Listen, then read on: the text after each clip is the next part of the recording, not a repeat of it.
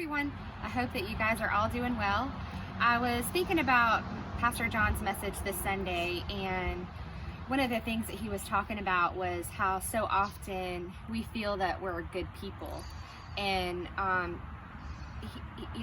one of the things that we have to remember is to be humble enough to know our weaknesses. And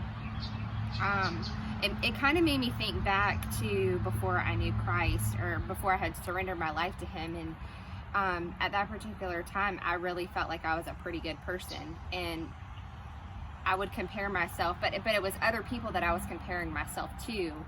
And it took me a long time to understand that as far as God and as far as salvation and as far as what Jesus did for us, it's not something that we can base ourselves on by ourselves compared to other people, because we're all imperfect, including ourselves. And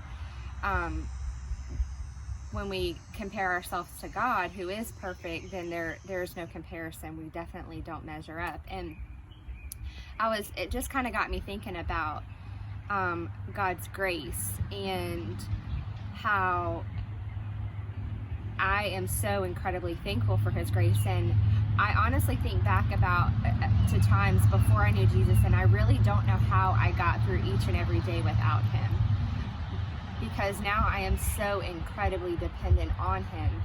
And I need His grace every single day, and I needed it yesterday, I'm going to need it today, and I'm probably going to need it tomorrow even more than I did today.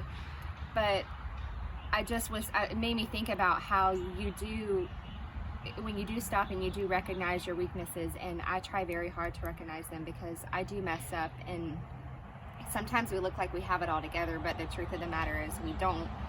And I am incredibly weak, and I need God every single day to help me. I need His strength, and I am so thankful. One of the verses that I cling to is how when we are weak, God is strong. And I hold to that promise, because I know how incredibly weak that I am, and I do rely on God's strength each and every day, and I'm so thankful for it.